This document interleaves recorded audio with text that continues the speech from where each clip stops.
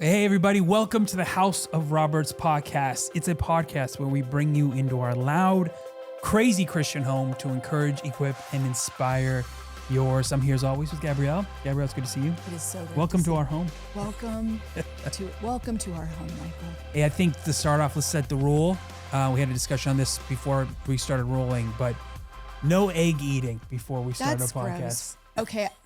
Gross way to start the podcast. Nobody wants to hear about hard-boiled eggs. Yeah, I'm just saying, like, just if for Michael. future, if you're going to eat that. You know what? Brush If your teeth anybody after. is going to be critiqued for their way that they eat hard-boiled eggs, anybody who's an OG with House of Roberts knows that Michael is notorious. This could come back to more my quirks than his, but I think it's it definitely more both of our quirks. You are notorious for how you eat your hard-boiled No, eggs. you don't like the way I eat my hard-boiled don't like eggs. it. And I Oh my understand that. God, I have a problem. I for sure do. It's one This of the, is a you think it's wound. gonna, you think I'm going to be looking off like the bad one here, but it's really going to come off. It's like me. you. I look like the crazy one. Yeah, you're critiquing. I'm eating eggs. I'm being healthy. It's not like I'm eating Fruit Loop cereal. I'm not shotgunning. I don't even know, like Red Bulls. Red Bulls in the morning, and You're right. You're eating healthy, and I'm really cheesy proud. burrito, Ew. breakfast burritos. Ugh. Like I'm No. eating eggs, and yes, you eat so many of them. After a while, you've got to come up with some ways to eat them that like spice up the egg. And so sometimes they're hard boiled, sometimes they're over easy. Yes, they're with sauerkraut. Sometimes you know what I like right now. My go-to right now with the hard boiled eggs, cut them, open them up. I put some of that Cholula. No, well, first I like to put the was that Trader Joe's the everything gosh. bagel seasoning. Oh yeah. Okay. Very good. Okay. I'm gonna sprinkle that on each side, Okay. and then a little Cholula on every little bit. Good, but then I brush my teeth before we do the podcast. This is my problem. I'm gonna own it. This Yes, is it's your so my problem. It's issue. all right. I hear myself. I need prayer. If you're listening, pray for me because honestly, I have some food quirks. You do I'm do a that. little bit. That's I'm true. a little bit quirky when it comes to certain foods. People eating certain foods. People are going to be scared to eat around me. We won't get Michael. into it. There was childhood trauma in school There that one time was. set you on a journey of. It set me on a journey. And That is so- something to process out here. Yeah, that's not for today. We're not going to do that today. You don't pay me enough to process that kind of stuff. So Okay, let's real quick update. We were away. we got away for a spring break. Yeah, we got away for spring break, went down to North Carolina to visit family, which was awesome. And we recorded 2 episodes. The last set of episodes we recorded was one really long episode. And Right. If you haven't listened to it, go back and listen to it. I think they were so good. I enjoyed it. They were so good. We got tons of great comments and feedback and all that from it. And but we recorded those, and one of the things was one of the episodes. Did we talk about sauerkraut? No, that was like one of the first ones of the season, early on, maybe episode 1 or 2. No. Yeah. No. Anyways, you know what? One of our listeners, and you know who you are, and I know you're going to listen, and we love you with all of our heart. We went down there. Right. And she made you Homemade sauerkraut. homemade sauerkraut. I know. Homemade sauerkraut. It's very good. I've had it. He loves it. Again, Yeah, you're the bad guy. I'm the bad guy here. Trying to keep my microbiome healthy, and you're over here critiquing it. It was actually very good. And it actually sparked in my brain. I'm like, why am I not making my Yes, own? I agree with you. Why am I not making my own? I should make my own. I can control the seasonings at that point. No, you have no creative control over Creative my sauerkraut. control of making sauerkraut that is wife approved. That's great. It was very good, and I'm still eating it. So You yeah. love it. I'm But we had a happy great for you. time. I We don't know, did. we're always big. Like we always like traveling with our kids. We always enjoy creating moments. Sometimes we go all out when we did like Punta Cana or England, and then sometimes we're ballers on a budget. We're like, okay, how do we get out and do something? Yeah. Create a memory, but we're not breaking the bank. And so it was like, let's go down to Charlotte where my parents are, and let's have some fun there. And so that's what we did. And so sometimes when you're parents, that's what you can do, right? Like sometimes you can't fork out all the money to go down to It's true. experience Disney, you know? Right. But hey, you can do something. Yeah. Right. Yeah. And the beautiful thing about kids is many times, I don't know about, well, I think we've learned with our kids, the most normal, mundane, It's not true. like super, what would be the word? Like bougie experience. It doesn't matter. They had a lot of fun, right? Yep, And yep, so we make yep. memories, and Yeah, it's not about a price point. Like it doesn't take much Right. for like to create a moment with your kids and as a family. It really doesn't take much. And we've talked about this on episodes before. I think sometimes we can talk ourselves out of sneaking away for a moment or creating adventure because we think it has to look elaborate. And it just doesn't. Like our kids would be so stoked to drive 45 minutes away and stay in a Marriott. You know what I right. mean? As long as there was a pool, they were in. Yeah, and like some cool food experience. I mean, we've kind of like shaped our kids to experience things the way we like to experience Right, them. which is a tad more bougie. Yeah, but it doesn't have to be. No. And you know, we've done like getaways to like cabins, you know, and I would totally be down. Even, I mean, you used to do like local. Your family used to do like national parks, right? Yeah, there were the season where in the fall we generally hit up a state park, and Which would have been a low cost, low budget getaway. It was like a cabin or in the lodge, and then they would normally have a pool or some things. We'd go hiking. My dad would take us on bike rides, and we would all complain about it the whole time. Oh my gosh! And oh hurt my his God. feelings. So yeah, but it was in a memory. I remember it. Yeah. Yeah. All right, give me this. What was your highlight? High and low of the trip. What would it be?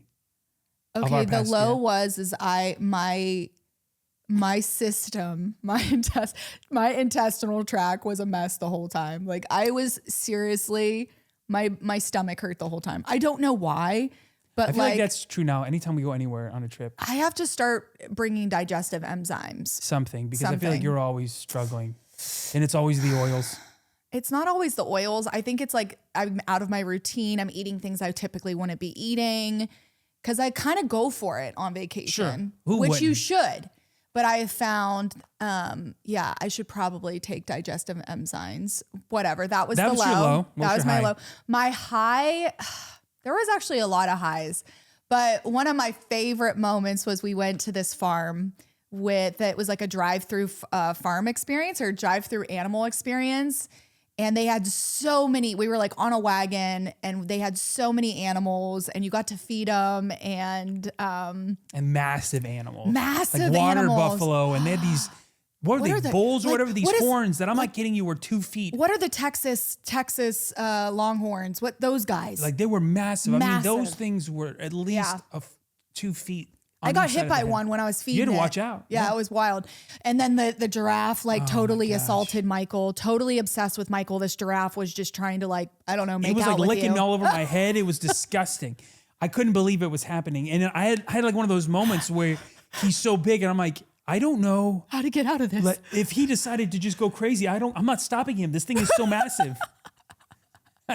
It was ridiculous. The whole wagon was filled with people, Yeah, but you could this see the giraffe drools. zeroes in on Michael, and the giraffe would not let him go for like at I least a know minute. he drooled. I feel the drool dropping all over me. It was so Oh disgusting. my gosh, memories. It was memories. All right, The kids will remember that. they will remember Yeah. that. So that was your So- high and a low? Yeah, I think so. Okay, let me see. My low was, okay, so what we did was from where we lived to Charlotte's about 8 hours. So we thought instead of, I'm not trying to be a hero on the car.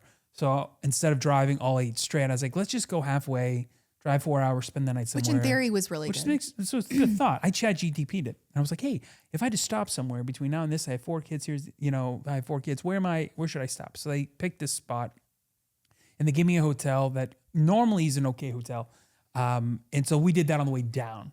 And it was just, and I think part of it honestly is we are definitely a little now bougie when it comes to our staying experiences at hotels. So we get skeeved pretty easy. And so the room was, again, when you have 4 kids and 6 people, your That's hard. room Yeah, options it's really are hard. normally 1, maybe 2 hotels, probably just 1 because most aren't fitted for 6 people. It's even why we almost Airbnb most times. Most of the time, Airbnb Because is it's the more hard. economical because you Yeah. have to do generally 2 rooms to make it work. Yeah. And then they have to be adjoining. So anyways, so we found this one hotel. We did this room and it was okay, but it's two queen beds and then a pull-out couch. The pull-out couch is by the door. Gosh. Oh my gosh, right. And This so it is had like a funny. little seating area and then there was like a room with the beds.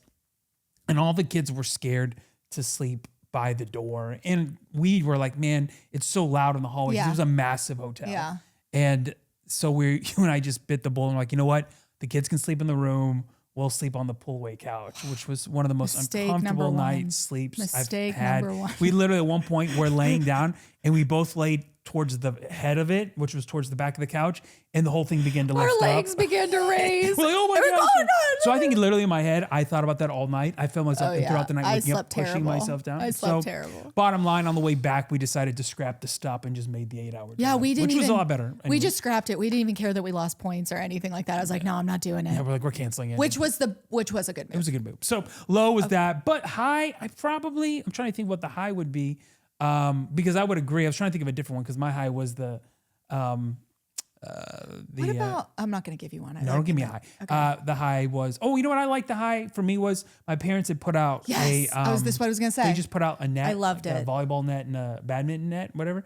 And the kids really got into volleyball. So that was actually a lot of fun. Just being in the backyard. Fun. Just playing volleyball with the whole family. Just I want to get one for here. watching my dad almost kill himself trying to get ball. It was awesome. It was so much fun. So I think that was the high, just like family time. And we did a really cool park outside of Charlotte that I thought was a really cool experience too. Yeah. So we did a great, lot of good great things. moment. Hopefully those of you who are listening, you did a little something fun for spring break or maybe for the summer. Don't be tied down to an amount. Try to just make some memories doing something on a low budget. Like we booked certain things with points and all good stuff. So anyways, that was cool.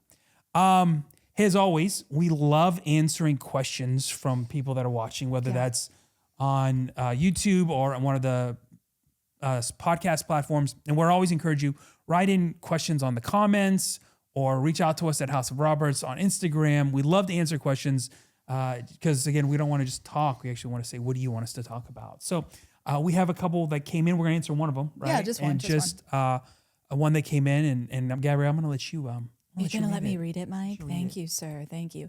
Okay, I love this question. They said, how do you bring fun and laughter into your marriage? Ooh, I like that. How do you bring fun and laughter into Because it your can get marriage? real serious. Oh my gosh. Yours can get real serious. So too serious. All right, what do you think? It's a good question. What's your initial? Well, I think you have to be intentional about doing that.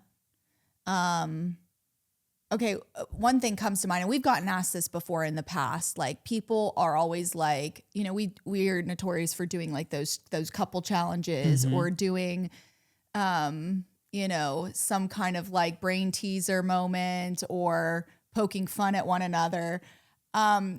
It wasn't necessarily something we felt comfortable doing at first when we started some of those challenges. I remember feeling almost, let's just even say it, a little cringy doing it. But what we found was every time we would do things like that, it was like energy was being injected into the marriage. It was just like into our relationship. It would set the tone of the day. If anything was like funky or off or too serious, it would immediately break that down. And so I found that there was like power in intentionally doing stupid, goofy stuff like that with one another.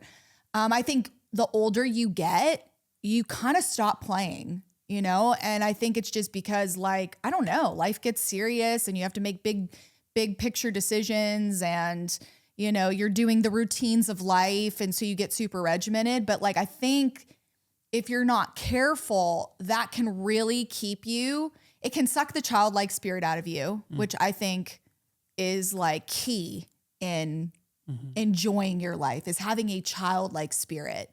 And part of having that childlike spirit is playing, right? And so we found within even some of those moments of couples challenges, doing it. And I'm not telling you to start an account and do couples challenges, but am I telling you to maybe try one of those couple challenges that you see go viral? Yeah, I think that's a way to have fun and laugh and tear down the sophisticated adulthood that sometimes we get sucked into. You know what I mean? We laugh so hard when we do some of those stuff, when we do some of those things. And so I think those things have been powerful. And I would encourage anybody to do it, try it, be undignified, feel stupid.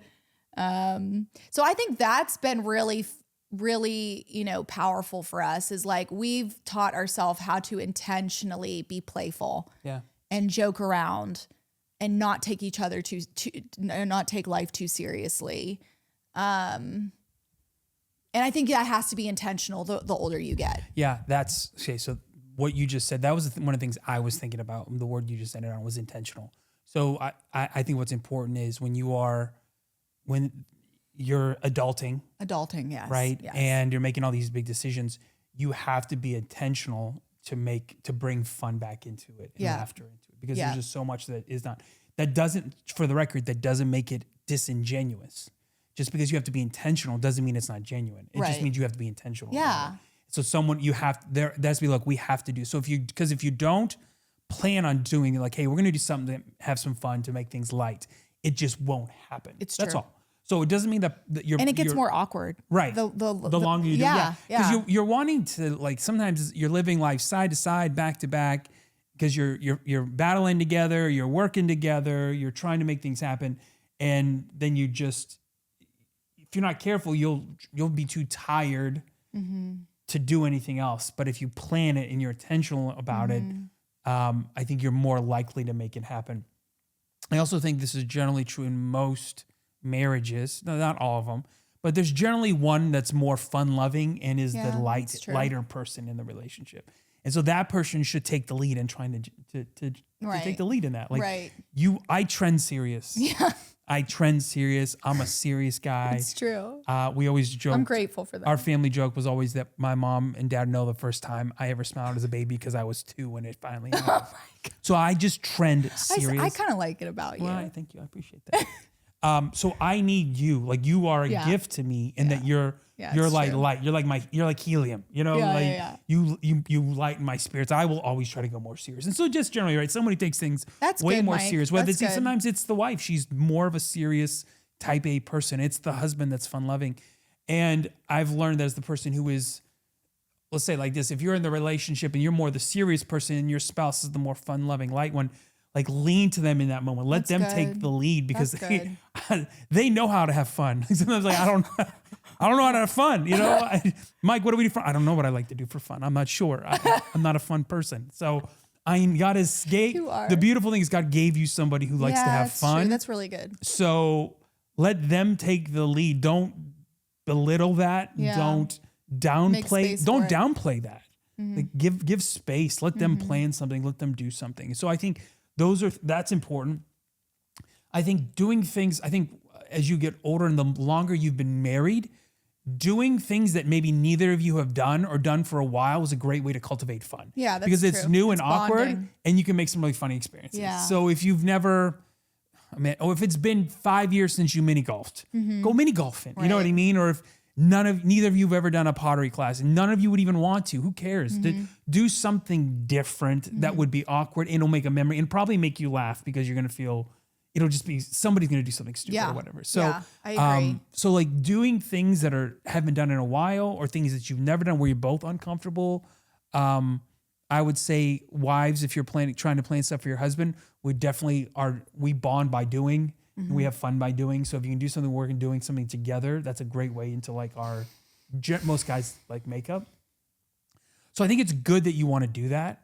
And I think it's very important that you laugh. I do too. You know what I mean? I do and too. So even if it's, again, that's just watching a show at times that makes you both laugh, or me and you were in bed. I'm thinking about it the other day. Yeah, we were laughing so hard. We were laughing so hard. And it was not even we didn't even do anything. We had crew had a birthday the other day, and he had a friend come over. One part of his birthday was one of his friends came over. And I'm so sorry if this mother listens. No, it's funny. And so you were in the. I wasn't even home. You were. God. But like the way I'll tell you. I'll set up the thing, and then you tell the story. But the way our garage is set up. We'll do the quick version of it, because it might not be as funny. Okay, all right. So our garage is set up, we're split level. So to get to our garage, to get to the door from the garage to the house, you have to like go down steps. Right. And so there's actually like a drop down, a ledge. The decent ledge. It's true. That doesn't have any kind of railings, and we've been told you probably should put something in there, and less than I should. bottom line, one of Crew's friends, Crew had got a this little like motorbike for Christmas, and he gave it to one of his friends, and I guess his friend gunned it and didn't know how to. Listen to me. Didn't know how to break it. How this unfolded is hysterical because moments before this happened, I observed out the window that Crew loves his motorcycle, right? Crew was not letting his friend on it. So I went and I was like, Crew, you need to let your friend try your motorcycle. So he like begrudgingly was like, oh, Mom. And I was like, babe, it's the kind thing to do. Let him ride it. So he lets him ride it. It didn't even dawn on me that maybe this kid wouldn't know how to like ride this bike, right? So the next thing I know, I'm downstairs fluffing in the den, the pillows and straightening it up. And I hear like somebody yelling from afar.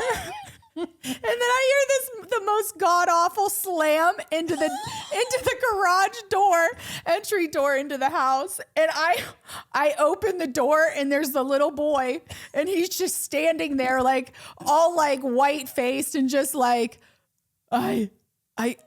and I was like, oh my gosh, are you okay? He's like, yes, I'm fine. I'm fine. And I'm just like, let me check you. You must have hurt yourself. And he's like, I'm fine. I'm like, are you sure? And he's just like, keeps repeating himself. And there's like a big dent in the door. Oh, massive dent. Oh, the dude went straight Evel Knievel off the ledge right into our door. We died. That night we laughed. Probably a good 7-8 minutes. Oh, I'm not kidding you. We couldn't stop. We were like falling asleep, and every once in a while we would start laughing again. It was really funny. I would have paid money to see like a video of that. It could have gone so bad. It could have been bad. Thank you, Jesus, for your angels. But you know what I learned on that saying that to say? Yes. It had been a minute since you and I had laughed like that. Yeah. For a minute. Yeah. Like belly. But it was good. Yeah. Like it was like well, the Bible says a merry heart doeth good like a medicine. Mm-hmm. So there's scriptural background to like what we're talking about here, right? So if things are even rocky or off a little bit within your marriage, bringing some joy, bringing some laughter, it soothes, it heals, it restores. It does. So it's good to laugh. Yeah. And it's good. So, this one was at the expense of somebody else. Oh my gosh, but I'll take it. But I took the laughter, you know? So I just think bottom line, I think you need to be intentional. Yeah. I think you need to let the fun one lead. Yeah, it's you know, do something different. Again, you don't have to break the budget on it. It can be something small, something new, something different. It'll feel awkward at first. We've said this about other things as well, but it will feel awkward at first, but just do it. Keep doing it. Like keep being intentional about it. Keep playing into that childlike spirit. Keep making room for joy, you know, in the relationship. And it'll get more comfortable. But the further you don't, it will be harder to break down that wall in the some of you need that. Bottom line, some people listening, like you need to have some fun. Like you need to laugh again. You need to do something goofy with your spouse to kind of just breathe life back into it and to find some joy again. And it's good, the joy. And also the scripture says the joy of the Lord is your strength. Yeah. And so there is joy. I think that's in Nehemiah. And so even in the context of Nehemiah, there's a guy coming to rebuild walls that have been broken down in Israel. And the joy, right, is needed for the strength to rebuild and to build up. And so for some of you, what you're rebuilding or you're building something and you're feeling weak, what you just need is some joy. And so, and God will meet you there, I think, too. Again, we always believe that when you're taking steps, God meets you there. Yeah. So, that's good. Well, we're on the marriage kind of discussion. What do you want to talk? Anything else you want to talk about in marriage? Do you have any questions, Gabrielle, for me? Do you have any questions your for marriage me? that I can How am answer I doing? Am I measuring up okay for you? You can have the conversation if you want. He's like, I'm glad you asked. As a matter of fact, let me get the list out. Okay. Now, what do you think? What do you want to talk about marriage? Since we're on that vibe, let's lean into this one. I like that. I like that we want to talk about it. I think it's important. I think, we've said this before that healthy marriages produce healthy kids, right? And that's like the bedrock, right? Of like a healthy family. Like obviously Jesus is like the rock, but having a healthy, strong marriage naturally produces the fruit of healthy kids and healthy family life. So really like constantly prioritizing, evaluating. And I feel like we've made some of these marriage check-in things. We should repost some of those because we would. Yeah, I think that would be good. because again, bringing up the word intentionality, marriage is something like you have to be so intentional about it. If you want it to grow and flourish, you got to water it, you know? And so, I think it's one of those things that you have to kind of come back to and evaluate over and over again. And I don't know, we've been in such a season, like no surprise to anybody, we've been talking about it, that I think, you and I have such a great marriage. Like truly, we're so blessed. It's not perfect by any means, but like, we have worked hard to create a beautiful marriage and I would say this, a beautiful friendship, which I think is the key. One of the keys in to have a good marriage is like, we are best friends. And so we've really worked hard to cultivate that, and thank God, because this season has absolutely 100% tested our marriage, right? And nothing in a bad way. It's just the natural, I think, stressors of a season like this, where you're stepping out, where it's vulnerable, where it requires full faith, where there's pressure and stress and all of the above. It would naturally put pressure on everything, And so I feel like, in the last year and a half, honestly, let's just bring it back to the last year and a half with the move. We've kind of had to like go back to, right, some foundational things. I would even say, I'm not even mad at it because it's so good. It's been so refreshing and purifying, but all of the hard moments really required us to like, I think, figure out new ways to communicate, new ways to like be prayerful with one another, new ways to kind of like argue and fight, right? Because there was just lots of room for that in this season, I would say, where like the stress was on. And so like sometimes we just had a shorter fuse for one another or shorter fuse, and so, I mean, it's been good. It's been good for the marriage. It's taught us a lot. But we come out more refined, right? We come out stronger. We come out, I don't know. Well, like you said, when you're you're married long enough, there's seasons what are really, really good and easy and things are just clicking and moving. Yeah. And then there's seasons that can be really intense, and that can be provoked by a number of things. It could be someone loses their job, a parent passes away, like one of your spouse's parents or something like that. A diagnosis, challenging times, good, bad, right? There's all these different things, and so there's a pressure that comes on the marriage, and the pressure and the intensity, I think, is neither good nor bad. It's what you do with it. Yeah. It can either drive you farther apart as a couple, or it can bring you closer together. Yeah. So I remember hearing this story. The Jewish rabbis, when they would preach on marriage and they'd speak on marriage, they would point to the different like altars that God instructed the children of Israel to make. And one of the instructions God would always instruct the children is when he would build an altar, he never wanted pre-cut stones. He never wanted them to shape the stones that then built the altar. It was always take uncut stones and build this altar. But then the rabbi, what he would speak to is he would say, look at it. So when they were there, it was always these jagged, not really fitting perfectly together type things. But over time, the wind, the rain, the snow, the elements, soon what was once jaggedly kind of loosely put together because of all the intensity on the outside, it became one thing. It became one solid structure. And so they would point to that and say, that is the example of marriage. You come together with a spouse and you're both kind of rough. Yeah. You kind of fit, but you don't fit perfectly.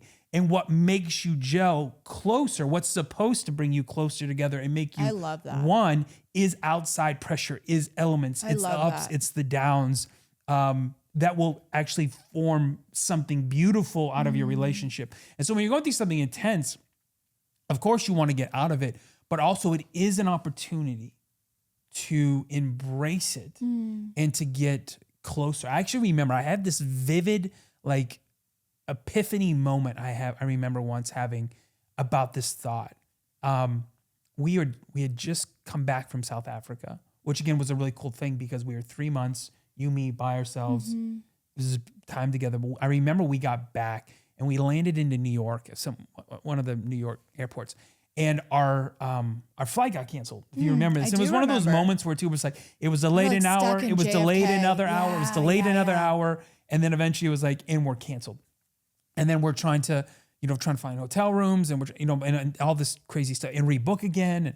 And I remember we were trying to figure it out. And it was hilarious too, because we didn't have any phones because we just got back to the US. And so we couldn't call anybody. And this was, So I remember I told you to leave, go at the gate, stay at the gate. And I was going to try to go to another gate, which was like way down the other side of the airport, and try to figure it out. And I remember in that, I had this moment where I felt like in my soul, like wrong. Like, why are you doing this by yourself? Like what? I don't remember why. He just arrested me. Like, why is she there? I'm here. We should be doing this together. So I remember I just said, forget it. I turned around and I started to walk back. And I just had, again, this thought came to me. It was just like, you know what? The hard moments are what bring you closer together. It's really good, Michael.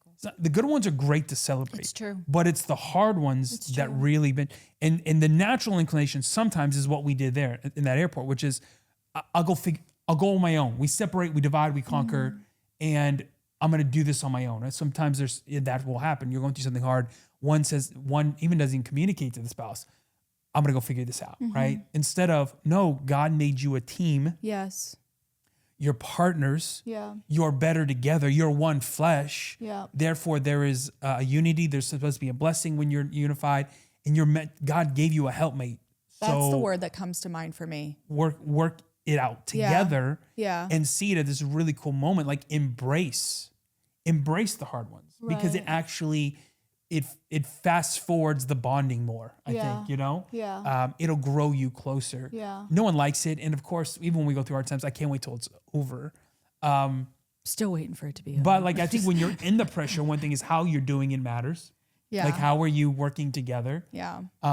Because it's intense and it's challenging, but it will, like that altar, over time, you're gonna see it form and bond you and your spouse closer and closer because something that you've walked through. I know that even in this season, I have thought multiple times. One, I've thought personally, okay, as long as I do this season with Jesus, there's no way that I don't walk out of this like more formed into his image, stronger, possessing more fruits of the Spirit. Like, I have thought that. I have that conviction. I'm like, as long as I stay with, like, fix my eyes on Jesus, I'm going to be okay.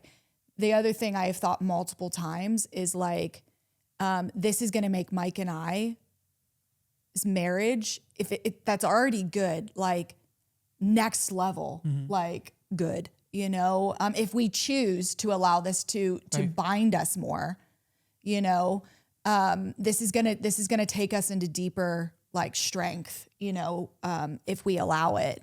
And I have thought time and time again throughout this, I'm like, thank God I have him. Like, thank God I have a helpmate. That's the word. And you used it at the end, was like, thank God I have a helpmate. And that's what it's supposed to be, right? Like, that's actually how it's supposed to look, which you illustrated so perfectly, is like, God has given you this partner.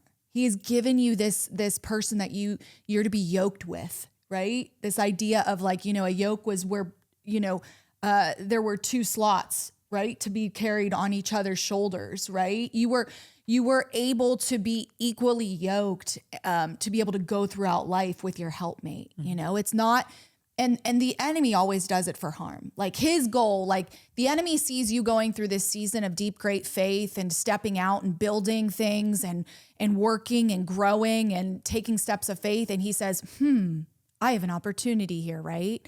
Like, don't count it odd that you find that the enemy is attacking you in this place, because he sees an opportunity. He's an opportunist, right? So he sees an opportunity to make a play. So you have to know that the enemy will always be coming and taking opportunities to divide you in your marriage. He's always going to try to come in and make things blow up and make you irritated and magnify stupid things and try to divide that wedge. But it was God's intent that those seasons would actually bind you closer together, would actually be a purifier and a refiner of your marriage. That you would understand that that person is your helpmate, that you would understand that that person is your partner, that you would understand that you weren't meant to go at this alone, but it was actually supposed to be somebody that would help carry the weight. And I have felt that time and time in this season where I'm like, you know, where one has been down, the other has typically been up, and had to speak that word of like, we got this, we can do this. Like, you know, God's gonna be good to us. God's gonna make a way for us. Like we've been able to pep talk each other,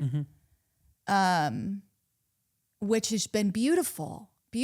And every once in a while, there's those moments where you're both down at the same time. Yeah, that's when you need Jesus. And Jesus has to come in and be that Trinity to your marriage, right? There's Michael, Gabby, and there's Jesus, and he's got to pull his weight a little extra those moments. But I think the hard times, we were talking about adventure, laughter, it bonds you. The hard times are actually meant to bond you as well. Yeah. Nobody else knows exactly what you're going through in the natural like your mate. They're feeling all the same things. They're probably thinking all of the same thoughts. You're navigating and problem solving together. You're praying all those prayers together. Nobody understands that. There's something bonding that's actually meant to like unify you more if you allow it. And so I have thought that multiple times in this season of. Yeah, the pressure. We've used this illustration before too, where it's, again, it's when pressure comes, which it's going to come. Right. Right.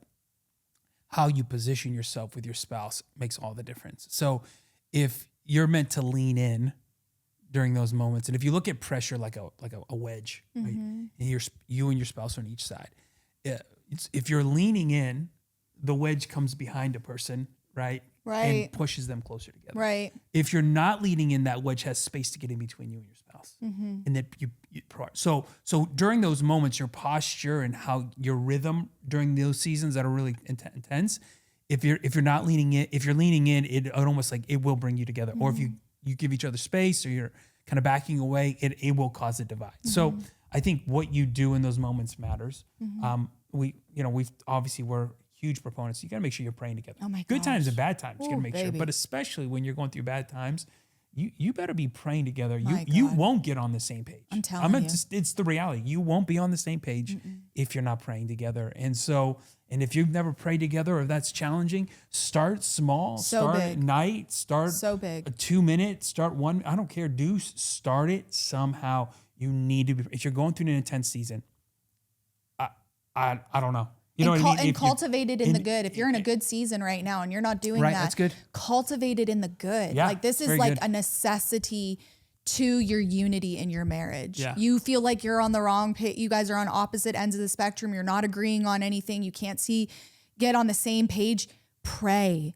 Prayer is the unifier. The Lord will change your heart. He'll change his heart. He will give you guys, he's not going to speak two separate things. You're one flesh, so you're going to hear the same thing. Pray, pray. It will solve so many issues. It's a lot. It's a very important aspect of this. So that's a big deal. I think, again, being able to have moments where you're communicating what you're feeling and what you're experiencing is super important in these types of moments. Yeah. Being able to be honest. Just be honest and voice it.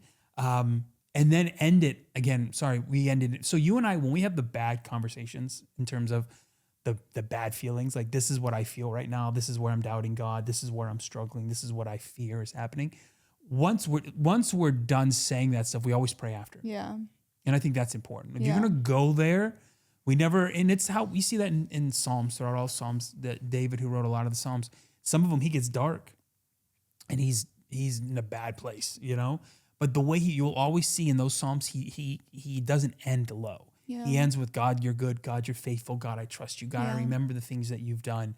Therefore, I will put my hope in you again. And so I think if you're going to do you need moments, the real, honest, word vomit moments? I think end those moments then in prayer and faith. Even if you're not feeling it, you're praying in faith. Right? So that's a big deal too. I so agree. And I let your spouse be that for your spouse, right? Like be that person that is safe to come to be able to like say the hard things to. Yeah. Even if it's not real, even if it's just they're deep in their feels and they're scared, because that's what it comes down to a lot of times. It's like you're scared. Your spouse is scared. You're scared. You know, whatever it is, you're feeling vulnerable. You're feeling anxious. You know, there's something that's like be the safe space that they can come to and like say all the hard things to. And you don't have to solve the problem. Right. You don't have to have the answer, the solution at the end of it, but you can be the one that has an encouraging thought and be the one that says, let's pray.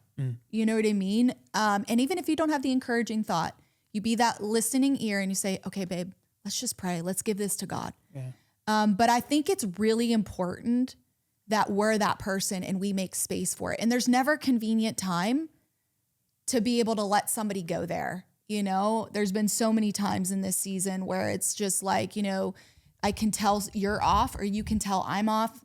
The stuff still has to happen in the house. The kids still need our attention. But me and you will break away and be like, okay, say it. What do you got? I can tell it.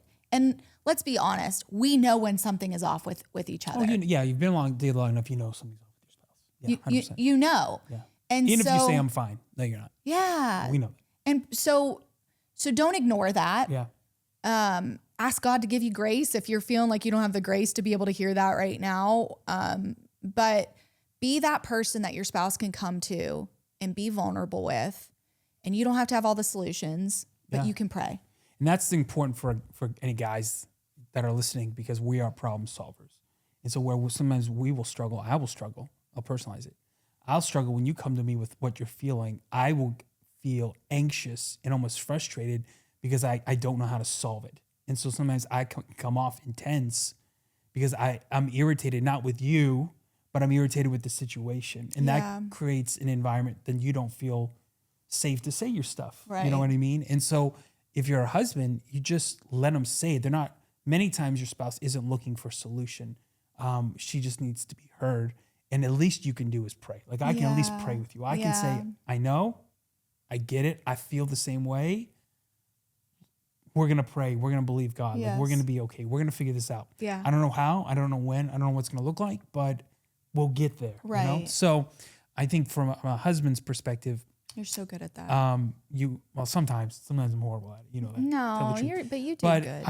Because I'm aware of it. Like I know, and it's like, it's one of those things when you're in marriage, you should always, the more you're self-aware, you know what my triggers, like I know what my triggers are. So I know certain things that you say or will do or something will happen, it will trigger me. So I know that.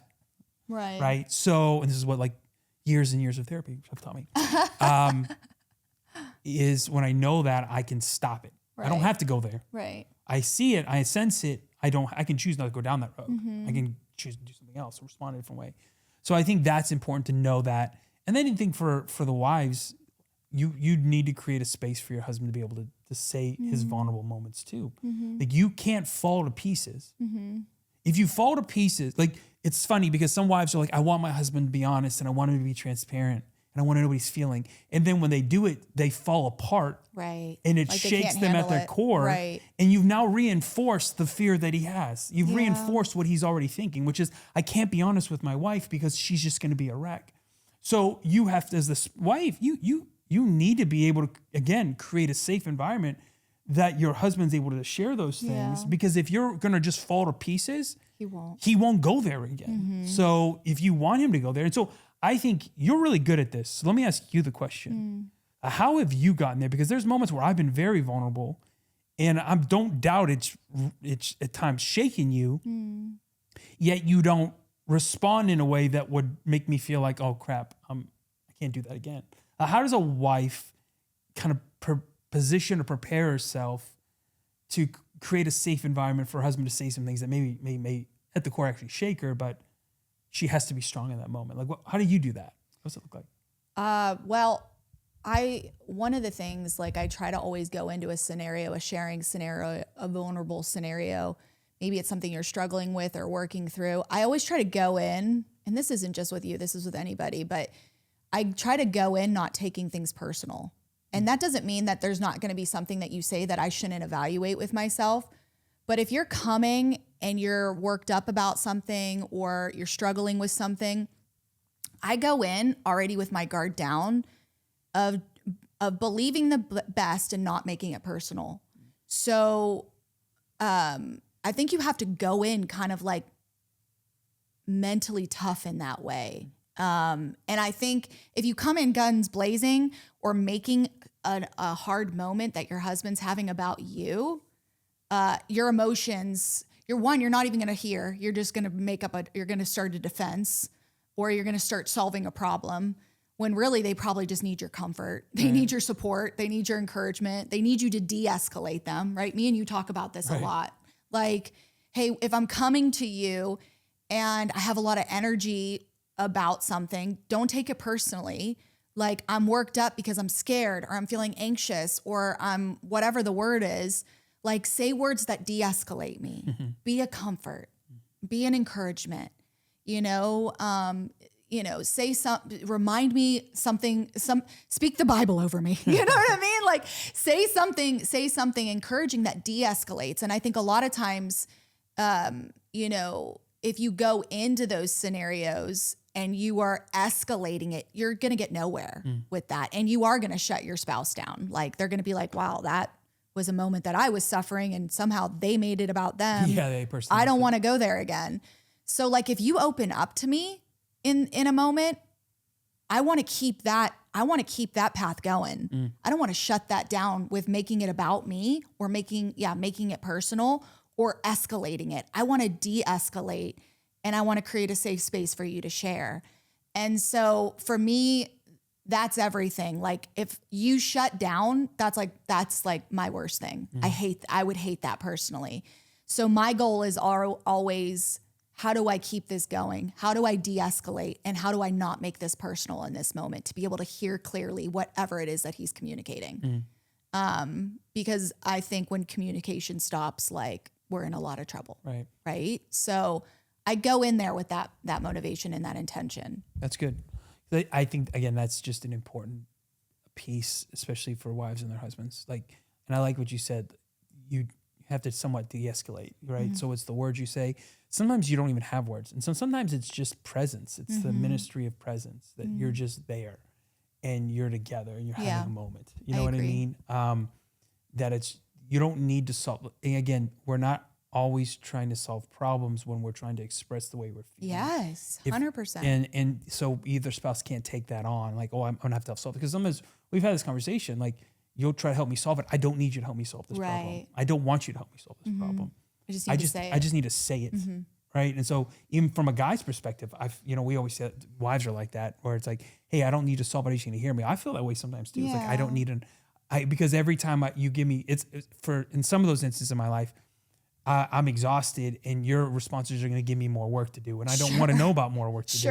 I'm tired and frustrated and angry and tired, and so I don't need more things to do and think about, I just need to be heard and somewhat de-escalated and comforted, And so even from a wife's perspective too, husbands, don't try to solve your wife's problems all the time unless they ask.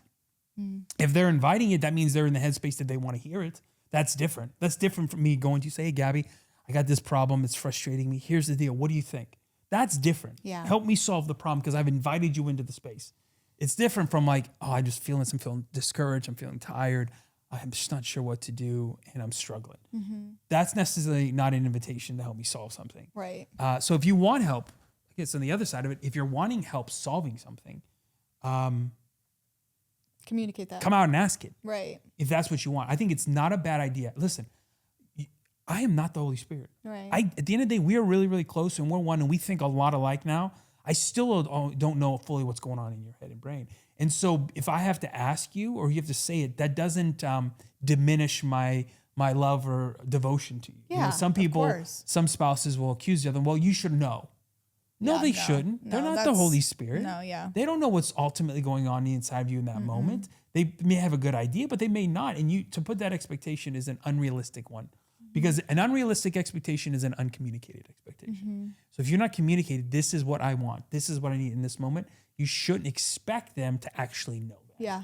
So be clear with what you're looking for in this moment. So even if you start listening to me, I'm going to be honest with you and transparent with you right now. I'm struggling. I'm telling you right now, I don't need you to solve this problem. Will you just be with me? Will you just hear me out? I don't need you to solve it right now. And then, bleh, you know what I mean? Like just tell them straight up, this is what it's going to be like. Set the ground rules, and it allows your spouse to know what you need in that moment. I don't think it's bad to communicate it. Listen, Jesus, when people will come to him sick, many times what do you ask? What do you want? What you're like, you're Jesus. You know what I want. You see I'm blind, right? Right. You see I have leprosy. You see I can't walk. No, I need you to tell me what you want. Tell it to me. I think there's something about that where it's just communicating what is it you want from your spouse in these moments, especially again, we're talking intense moments, pressure moments, loss of a job, diagnosis, kid gets hurt, whatever it is. And so if you're praying together, which I think you need to prioritize. Yeah. And you're having moments to be able to just process and communicate, keep those things open. I think full circle to what we talked about in the beginning. Oh my gosh, same. I was thinking the which is same like thing. have fun.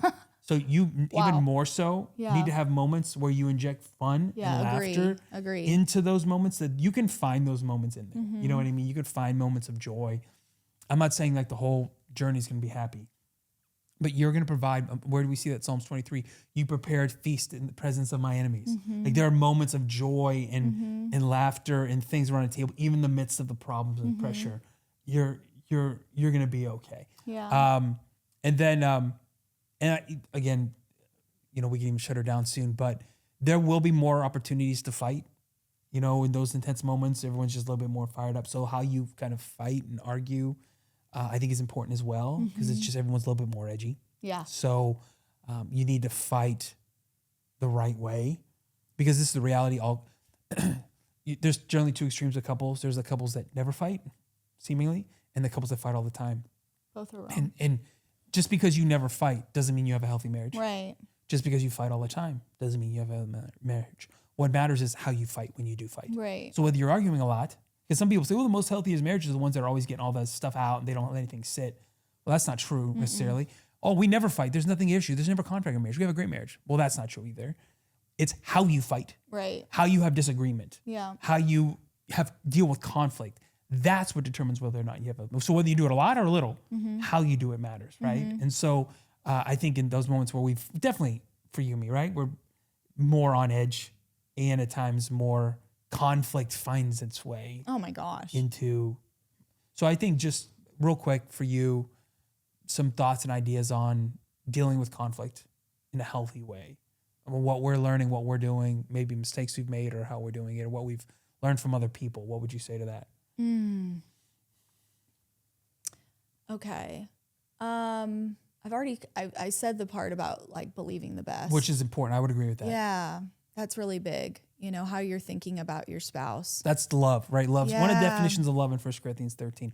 Always believes the best. Yeah. I think that's important. It's so important, when you're going into those moments, because you're going to be less defensive and come guns blazing if how you're thinking about that moment is bathed in love, is believing the best, so I think that's really big. I think allowing, some of this comes back to like what we've just discussed, but like allowing like the space for there just to be open and honest dialogue without escalating. I think that's like what we've just discussed, but like that's been like really big for us, and communicating. Yeah, I'm going full circle right now, but communicating, being able to say what's on your mind or what's bothering you. I mean, we just had a discussion yesterday. We just kind of had a little bit of a bickerment. A bickerment? A bickerment. The bickerments? We had a real bickerment. We had a real bicker. No, wait. Word. What is the word I'm looking for? We bickered, but that's not what it was. We had that's what I would say that word comes from. Okay. An argument? An argument. Let's just go with that. A real bickerment. A real bickerment. We're in a predicament. That was not the word, but that's what that sounds like, bickerment. We were in a bickerment. Oh, Mike, I don't know how fun. Words are formed. Michael Scott. But like you said something that set me off, and it was when you were asking to golf. And Which seems always your No, moment. which is what got him in trouble yesterday is he said that it always there's never a good time to ask you to golf. And I'm like, whoa, you escalated that I know. so quick. It's one of those Using moments big where the words came out of my mouth. I knew. Yes. It's like I knew it already. Like it was done. I knew done. I already said it, and I just took the fetal position. And I just said, I'm sorry. Because in that moment, first of all, extreme statements. Right, so yeah, the those are never good. extreme They always say, statement was always, like never, bad. yeah. It's so bad, right? So for me, like I actually kind of pride myself in making space for you because that is your hobby. You get a lot of joy from that. And I pride myself in making space for that for you. Now it's a little different over the years. When we had really little kids, I gave you a hard time about playing 18 all the time, but I was so game for 9s. But when we had infants and you're trying to leave the house for 5 hours a day, yeah, I was pushing back a little bit. Okay. But now it's like, you want to go out and play. Now I'm not going to let you play every day. But if you want to go out and play once or twice, you would play once or twice a week sometimes in California. Don't. I want to see like. Yeah, am I getting intense? Let me de-escalate you. You are. This is real because I took direct offense because I'm like, and then I said to him, I'm like, am I delusional, Mike? Like, am I like, is this not the wife that I really am? It's like, no, you're right. You do. I just took it. You took it. No, I knew I was wrong. What did you do wrong there? I did a lot wrong right there. I just spoke. And he was asking to play. So then I think I even said to him, I was like, this is not the way to get what you want when you're trying to ask me to play around a golf I'm this not week. perfect, Gabby. I'm Jesus. It's good for them to hear. It's good for them to hear this. Okay, no, I hear what you're saying. And I hear, so I remember hearing this illustration once when you're talking about having conflict. It's like you think of it like a boxing ring. If you've ever seen a boxing match, there's certain rules that are set to a fight. One is the fight happens in the ring. Fight doesn't happen anywhere else. And so one thing is when you're having conflict, you're going to deal with it. Don't ambush your spouse to have a disagreement. Yeah. Actually set a time to talk about it. Yeah. So don't, this is where sometimes a couple, out of nowhere, a couple's ready, one of the spouses is ready to go and they just decide that this is the time we're going to bring this grievance out and we're going to talk about it. And it's maybe a time where if it's not predetermined and the other spouse doesn't know what's coming, now you've already put them on the defensive. Right. Because they didn't see it coming. Right. And it's probably not a good time for them, right? And so if both of you spouses, you need to agree to a moment, hey, listen, about something, we need to talk about this. We'll do when the kids put down where you and I are going to talk about this. Or we're going to talk about tomorrow morning when you have words and you have energy. And you can't be a spouse that puts it off, and never talks about it. Don't be that person. That's not healthy. Yeah. So you need, but like in a ring, the fight happens not outside the ring, it happens inside the ring. So, hey, this is where we're going to have this discussion. 2, there's predetermined rules of like what's appropriate, not appropriate in terms of hitting, not physical hitting. I'm serious. In a boxing match, literally, right, there's no low blows, right? You don't hit below the belt. All I'm saying is not realistically, but metaphorically, there's no low blows when you fight. So if you're having a conflict, you're dealing with something, let's not low blow each other. Let's not attack your relationship with your mother. Let's not attack who you are. We're not attacking the person. Right. We're trying to solve an agreement, to solve a problem. So no low blows when you're in a disagreement. Also give permission. When you fight, somebody can throw in the towel and tap out. Say like, I'm done right now. I need to take a break.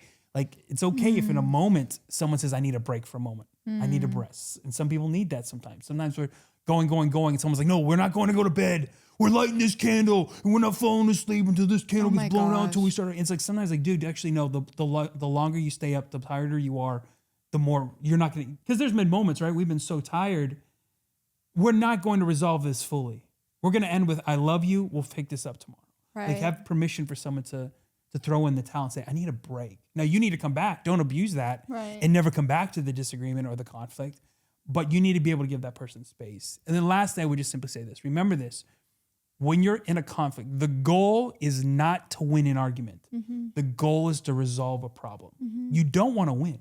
Why would I want to win an argument with you? I like to say you don't want to be right. You want to get it right. You want to get it right. That's a great way to say it. Yeah. Because why? Well, if I'm winning it, that means you've lost. Right. Do I want my spouse to feel like they're a loser? No, this is not a competition. I'm not trying to beat you at anything. I'm not trying to prove that I'm right. Yeah. We want to get it right. We want to resolve an issue That's what the argument, that's what a healthy goal for an argument and a conflict is. A fight is I want to win, right? So I use fight because it's provocative, but really what we're doing, we're resolving conflict. Right. Why do I want to do it? Because I want us to get it right. Yes. I want us to be on the same page. I want us to solve it. I don't want you to feel like you've lost. I don't want to feel like I've lost. I want to resolve it. So just know That's that too. good. So if you're finding That's yourself good. right now in a season of intense and you're fighting a lot, could it be that you could maybe get a little bit better right now in how you're resolving those conflicts? It'll actually help you in the long run as well. And so those are just things, even as you're I love that. dealing Mike. with Those that. were great. Okay, so bottom line, hey, wherever you're at right now, pressure, what's going on right now, intense season, don't forget to have some fun. Yeah. Don't forget to be praying together as a spouse. Don't forget to be communication during this time is lean into that. And if you're having disagreements and conflicts a lot more often, resolve them in the right way. Don't just resolve it. Don't just let it die out because you'll just pick it back up again in a couple And these weeks. are things that even if it's good, like Sure. if things are great right now, practice all of what we've just said. Yeah. If things are hard, practice what we've just said. Yeah. You know what I mean? So wherever you find yourself in the spectrum of life right now, these are good principles, foundations to live by Yeah. that will serve your marriage well. They will. And be an intentional moment of continual growth and feeding for it. Yep. And so Yeah. It's been good. it's been good, Mike. I like it, Gabby. Come on. I'm going to go golf after this. Oh my gosh. I wish you would. The sun is out. Please I go. actually am going. Oh, well, Remember, there you go. You gave me permission. I already said. I did give you So I'm permission. not demanding it. I'm just saying we came to agreement. I can't wait. I hope you shoot a 92. Just kidding. Just kidding. It's not very good, but thank you. I'm just kidding. A 64. Wow. Okay. No, come on, Gabby. Rory I'm style. not. No, Scotty style. I'm entering Mike. a tournament if I'm shooting that. Okay. Oh my God. How about we end in prayer? Can I pray? Or do you want Yes, to pray? you pray. Okay, let's pray. Father, right now, we just thank you for this time that we've had. I pray for every person that's listening, Lord, anyone that's going through right now a season, we're just feeling the pressure, feeling the intensity for whatever reason. God, first of all, I thank you that you would remind them in this moment that they're not alone. God, that you're with them. They're not by themselves. It's not just them and their spouse. It's not just them and their kids. No, God, you are with them. And I pray that they would feel your proximity in this season. I pray that as they pray together, you would be in the midst, because where two or more are gathered together in your name, God, it says in your word, you're there. Yeah. So I think that you would be present in their home, present in their bedrooms as they pray together, God, and you would reveal to them what needs to happen. You're going to give them wisdom. You're going to give them discernment. You're going to give them not only the wisdom to know what to do, but you're going to give them the courage to do it even if it's hard. God, I asked that there would be joy experienced in these homes and in these marriages, that joy would be their strength. God, I pray for just light spirits, a lightheartedness to them right now in Jesus' name. I pray you give them the grace to navigate challenging moments and difficult situations. And when conflict arises, God, I pray that they would walk in love. They would believe the best. They would be patient and kind, not jealous, envious, or boastful, or proud, or haughty, or selfish, or rude. They would not demand their own way. They would not be irritable or touchy or demand that their way would be the right way. But God, they would love. They would put first. They would sacrifice. They would be quick to listen, slow to speak, and slow to anger. And Lord, I think that in this season, God, you are doing something supernatural in these marriages. You are making them closer. You're making them stronger. Their roots are going down deeper in your love and in your grace. And God, on the other side of this, Lord, they will have been grateful for the season for what had been produced on the inside of them. So we just bless these marriages, bless the husbands, the wives. We think that they can do it. They have what it takes. They are not alone. And God, that you that began a good work in them are going to be faithful to complete it. In Jesus' name we pray. Amen. Amen. Amen. Hey, this has been a good episode, Gabby. Come on, I Mike. enjoyed it. Listen, don't forget, if you got questions or anything that you want us to answer about this topic or anything in the future, leave them in the comments. Reach out to us on social media. We'd love to hear them, respond. We'll even shout you out if you want, let you know who it came from. So thank you so much for this episode. We will be back next week. This has been the House of Roberts podcast. There it is. There it is. It's Have a done. great day.